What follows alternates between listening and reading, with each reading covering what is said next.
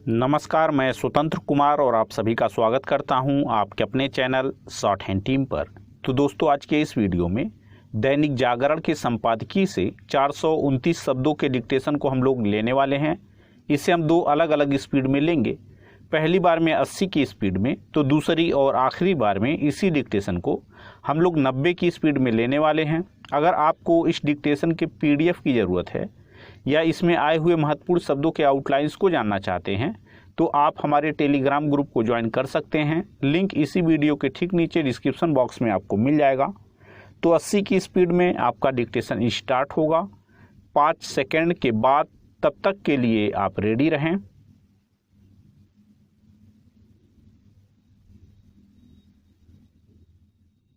Start. प्रधानमंत्री की जम्मू यात्रा पर इसलिए देश की निगाहें थीं क्योंकि अनुच्छेद 370 हटने के बाद वह पहली बार जम्मू कश्मीर की धरती पर पहुंच रहे थे। जम्मू में उन्होंने पंचायत दिवस के अवसर पर केवल देश भर के पंचायत अधिकारियों को ही संबोधित नहीं किया, बल्कि इस केंद्र शासित प्रदेश की विभिन्न योजनाओं परियोजनाओं का शिलान्यास एवं उद्घाटन करने के साथ कश्मीर एवं लद्दाख की जनता को भी यह संदेश दिया कि भारत सरकार उनके हितों की रक्षा के लिए प्रतिबद्ध है।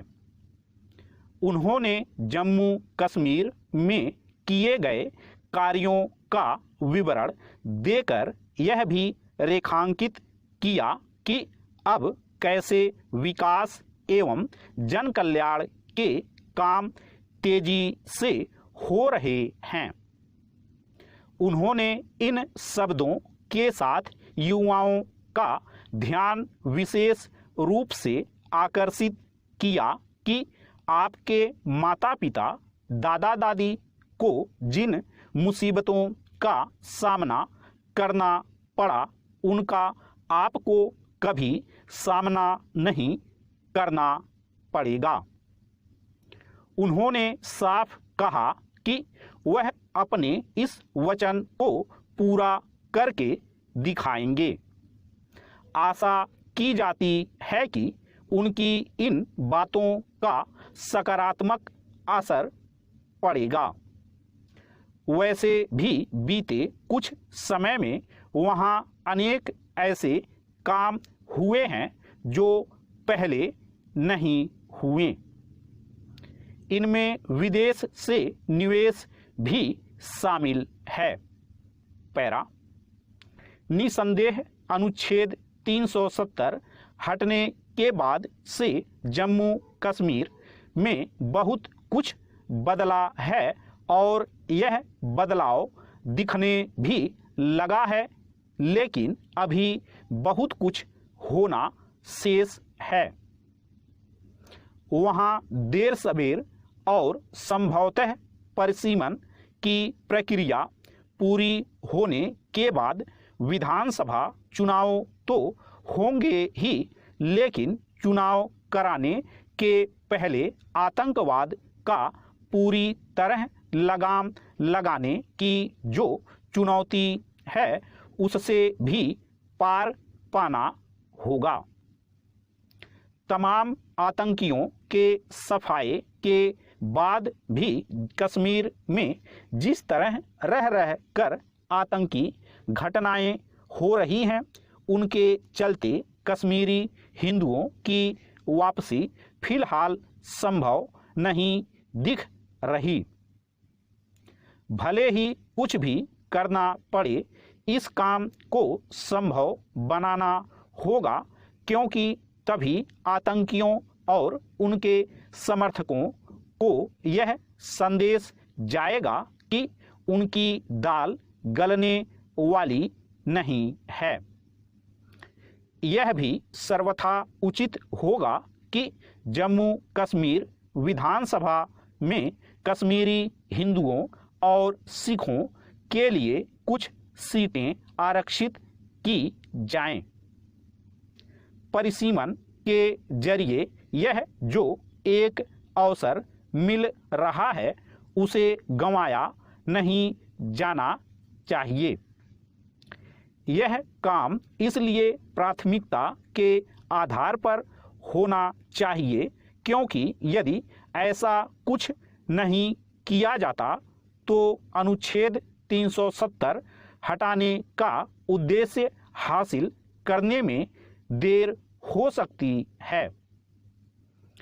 यह सही समय है कि केंद्र सरकार आतंकवाद पर अंकुश लगाने के साथ शेष वांछित कार्यों को पूरा करने के लिए वैसी ही दृढ़ता दिखाए जैसी अनुच्छेद 370 हटाते समय दिखाई थी और देश के साथ दुनिया को यह संदेश दिया था कि कश्मीर में किसी का हस्तक्षेप स्वीकार्य नहीं। स्टॉप।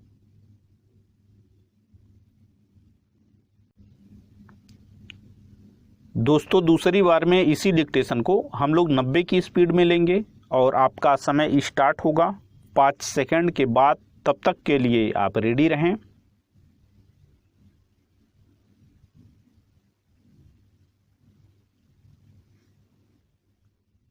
स्टार्ट। प्रधानमंत्री की जम्मू यात्रा पर इसलिए देश की निगाहें थीं क्योंकि अनुच्छेद 370 हटने के बाद वह पहली बार जम्मू कश्मीर की धरती पर पहुंच रहे थे।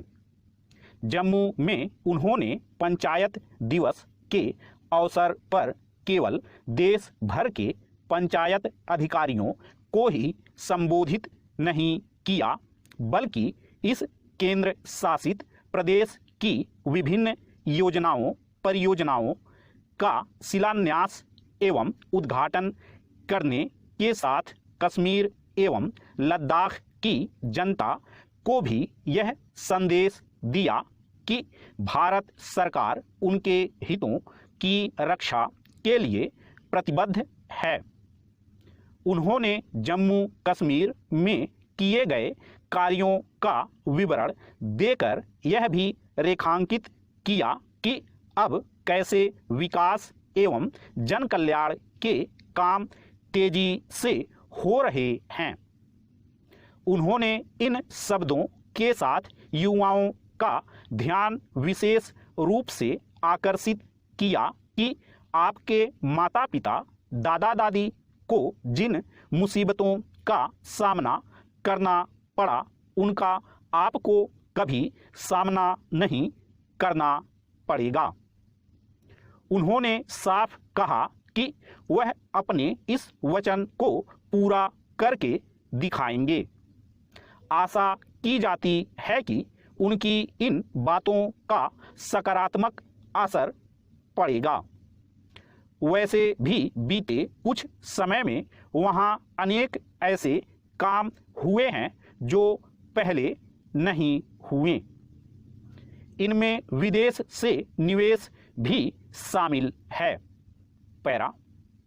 निसंदेह अनुच्छेद 370 हटने के बाद से जम्मू कश्मीर में बहुत कुछ बदला है और यह बदलाव दिखने भी लगा है, लेकिन अभी बहुत कुछ होना शेष है। वहाँ देर सवेर और संभवतः परिसीमन की प्रक्रिया पूरी होने के बाद विधानसभा चुनाव तो होंगे ही, लेकिन चुनाव कराने के पहले आतंकवाद का पूरी तरह लगाम लगाने की जो चुनौती है उससे भी पार पाना होगा। तमाम आतंकियों के सफाये के बाद भी कश्मीर में जिस तरह रह कर आतंकी घटनाएं हो रही हैं उनके चलते कश्मीरी हिंदुओं की वापसी फिलहाल संभव नहीं दिख रही। भले ही कुछ भी करना पड़े इस काम को संभव बनाना होगा, क्योंकि तभी आतंकियों और उनके समर्थकों को यह संदेश जाएगा कि उनकी दाल गलने वाली नहीं है। यह भी सर्वथा उचित होगा कि जम्मू कश्मीर विधानसभा में कश्मीरी हिंदुओं और सिखों के लिए कुछ सीटें आरक्षित की जाएं। परिसीमन के जरिए यह जो एक अवसर मिल रहा है उसे गंवाया नहीं जाना चाहिए। यह काम इसलिए प्राथमिकता के आधार पर होना चाहिए क्योंकि यदि ऐसा कुछ नहीं किया जाता तो अनुच्छेद 370 हटाने का उद्देश्य हासिल करने में देर हो सकती है। यह सही समय है कि केंद्र सरकार आतंकवाद पर अंकुश लगाने के साथ शेष वांछित कार्यों को पूरा करने के लिए वैसी ही दृढ़ता दिखाए जैसी अनुच्छेद 370 हटाते समय दिखाई थी और देश के साथ दुनिया को यह संदेश दिया था कि कश्मीर में किसी का हस्तक्षेप स्वीकार्य नहीं। स्टॉप।